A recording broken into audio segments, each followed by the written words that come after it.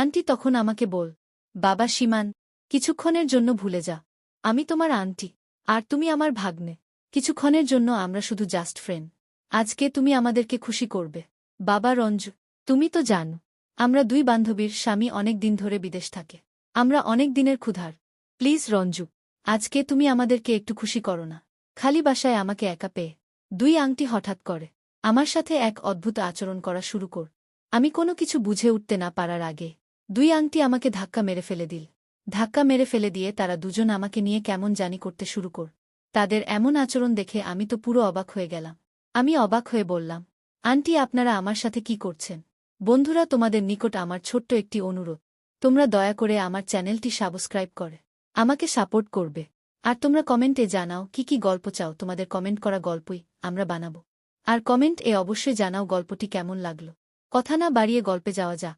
খালি বাসায় আমাকে একা পেয়ে দুই আংটি হঠাৎ করে আমার সাথে এক অদ্ভুত আচরণ করা শুরু কর। আমি কোনো কিছু বুঝে উঠতে না পারার আগে দুই আংটি আমাকে ধাক্কা মেরে ফেলে দিল।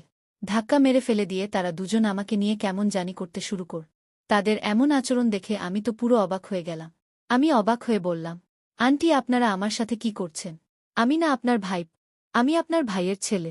আন্টি তখন আমাকে বল, বাবা রঞ্জু, কিছুক্ষণের জন্য ভুলে যা। আমি তোমার আংটি, আর তুমি আমার ভাই। কিছুক্ষণের জন্য আমরা শুধু জাস্ট ফ্রেন্ড। আজকে তুমি আমাদেরকে খুশি করবে। বাবা রঞ্জু, তুমি তো জানো আমরা দুই বান্ধবী স্বামী অনেক দিন ধরে বিদেশ থাকে। আমরা অনেক দিনের ক্ষুধার। প্লিজ রঞ্জু, আজকে তুমি আমাদেরকে একটু খুশি করো না।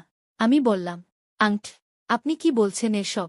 তারপর আন্টি আমাকে বল, চুপ থাকবে এটা এখন আমি তোকে যা বলছি তাই কর। আজকে তোকে এখানে নিয়ে এসেছি আমাদেরকে তুমি শান্ত করার জন্য। আজকে তুই আমাদেরকে খুব ভালো করে শান্ত করবে, আর তা না হলে তোর অবস্থা খুব খারাপ করে ফেল। আমি আন্টির কথা শুনে খুব ভয় পেয়ে গেলাম। তারপর বাধ্য ছেলের মতো দুই আংটির কথা শুনতে লাগলাম। তারপর দুই আংটি এবং আংটির বান্ধবী মিলে তাদের ইচ্ছা পূরণের জন্য আমার সাথে যা কর তা শুনলে বন্ধুরা তোমাদের মাথা গরম হয়ে যাবে। বন্ধুরা, গল্পটি অনেক অনেক ইন্টারেস্টিং। গল্পটি শোনার জন্য তোমাদের সকলের প্রতি আমার বিশেষ অনুরোধ রইল। হ্যালো বন্ধুরা, আমি রঞ্জু। আমি 10ম শ্রেণীর একজন ছাত্র। আমি আমার শহরে নামকরা একটি প্রতিষ্ঠানে লেখাপড়া করেছি। আমি দেখতে খুব খারাপ না। আমার চেহারা দেখতে হিরোর মতন। ছেলেবেলা থেকেই আমি অনেক মেয়েদের কাছ থেকে প্রেমের অফার পেয়েছি, কিন্তু আমি এসবে খুব পাত্তা দিতাম না। আমার বাবা একজন প্রাইমারি স্কুলের কেরানি ছিলেন। যে টাকা বেতন পেত তা দিয়ে আমার 4 ভাই বোনে পড়ালেখার খরচ চালাতে অনেকটা হিমশিম খেত। আমার বাবার স্বপ্ন আমি পড়ালেখা করে অনেক বড় পদে চাকরি করব। আমি বাবার স্বপ্ন পূরণ করার জন্য খুব মনোযোগ দিয়ে পড়ালেখা করছিলাম। কিন্তু একটি মাত্র ঘটনা যে আমার জীবনটা পুরো ছাই করে দেবে তা কখনো কল্পনাও করতে পারি নাই। আমার বাবার বোন ছিল মোট 3 জন। তারা সবাই আমাকে মোটামুটি অনেক ভালোবাসত। তার মধ্যে আমাকে সবচাইতে বেশি ভালোবাসত আমার বাবার ছোট বোন, মানে আমার ছোট আংটি। ছোটবেলা থেকেই ছোট আন্টি আমাকে অনেক বেশি ভালোবাসত, একেবারে নিজের ছেলের মতো। আমাকে সব সময় চোখে চোখে রাখতে, মানে আমার কাছে মনে হতো আমার আংটি বাবা মার চাইতেও বেশি ভালোবাসতেন আমাকে। আমার আন্টির বিয়ে হয়েছে আমাদের বাড়ির পাশের বাড়ি।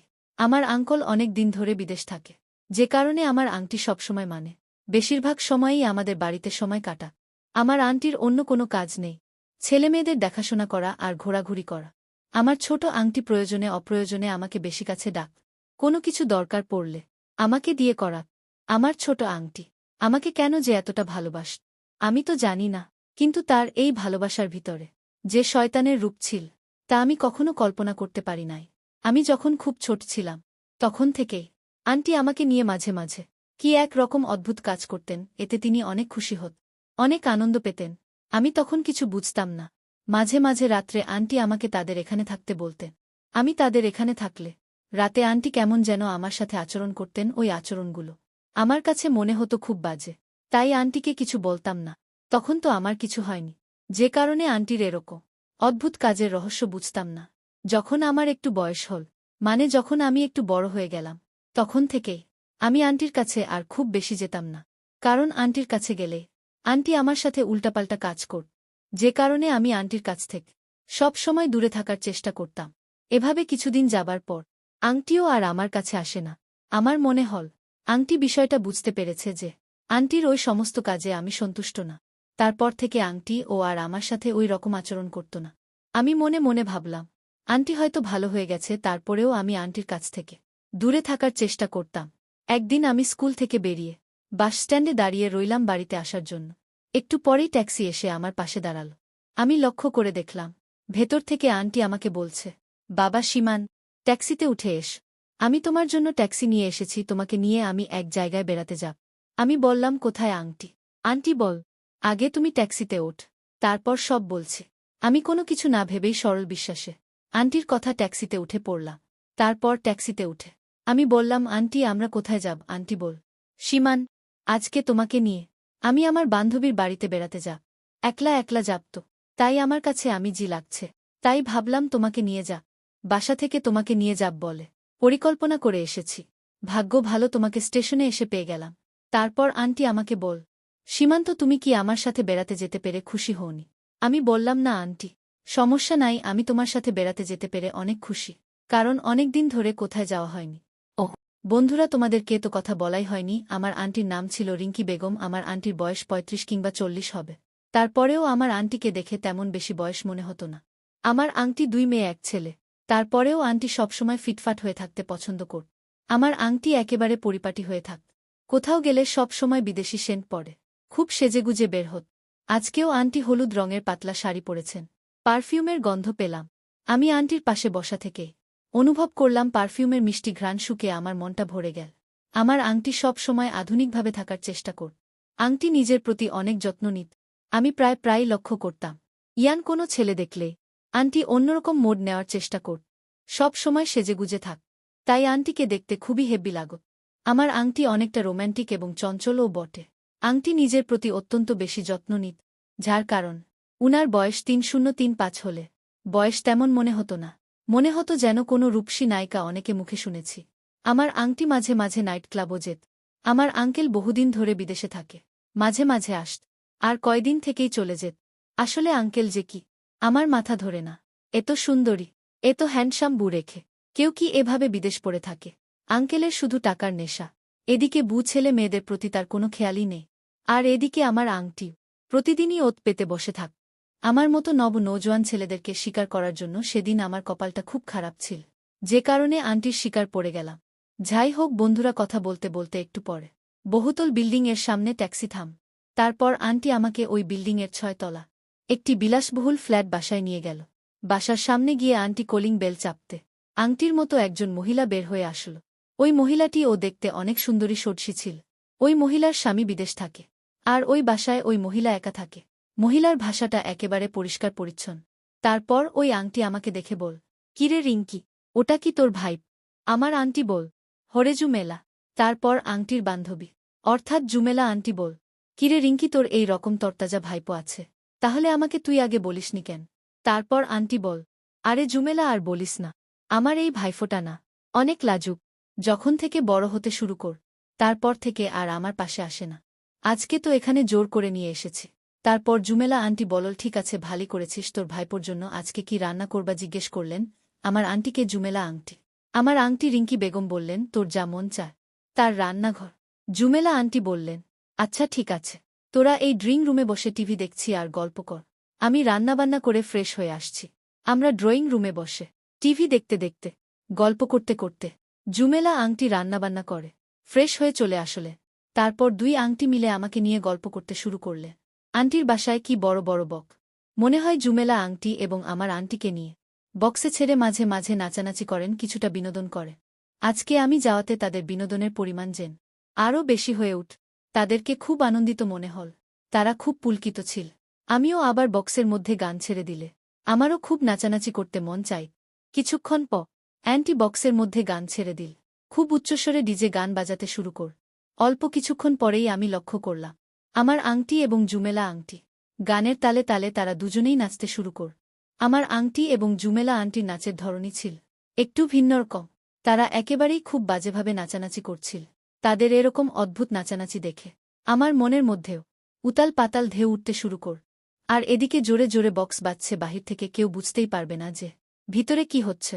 কিছুক্ষণ প আমি জুমেলা আন্টিকে লক্ষ্য করে দেখলাম তিনি টিভির মধ্যে মেমরি কার্ড ধরলেন এবং মেমরি কার্ড বলে কি রকম এক অদ্ভুত ভিডিও ছেড়ে আমার সাথে নাচানাচি করতে শুরু করলে।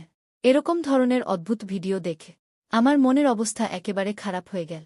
আর এদিকে আমার সাথে রমণী এত চমৎকারভাবে নাচানাচি করছে, মনটাক কোনোভাবে ধরে রাখতে পারছি না।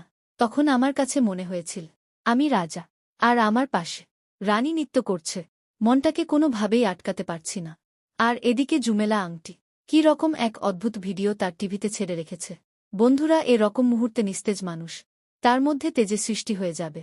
আর তাছাড়া আমি তো 15 বছরের তাগড়া যুবক, বুঝতেই পারছেন বন্ধুরা আমার অবস্থা তখন কি হয়েছিল। বন্ধুরা, আমার অবস্থা তখন এ রকমই হয়েছিল।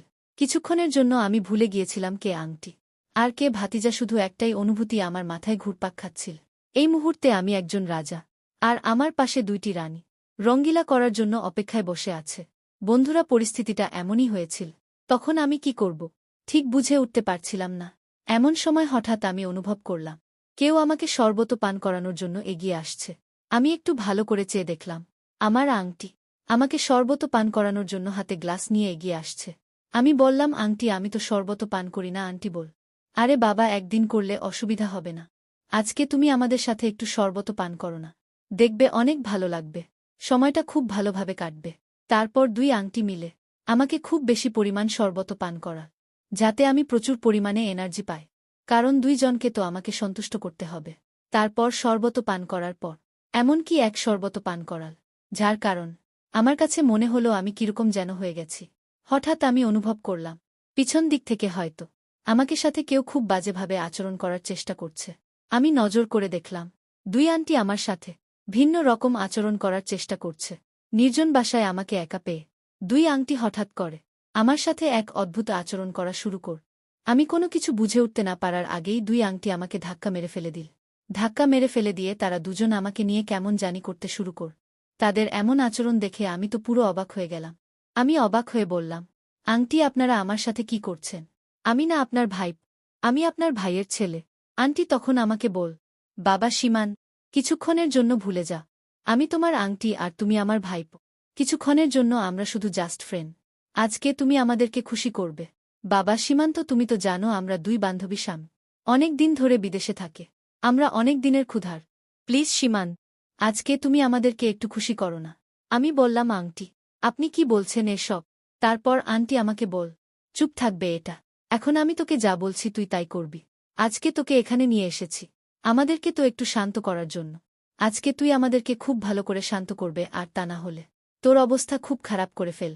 আমি আন্টির কথা শুনে অনেকটা ভয় পেয়ে গেলাম। তারপর বাধ্য ছেলের মত 2 আংটির কথা শুনতে লাগলাম।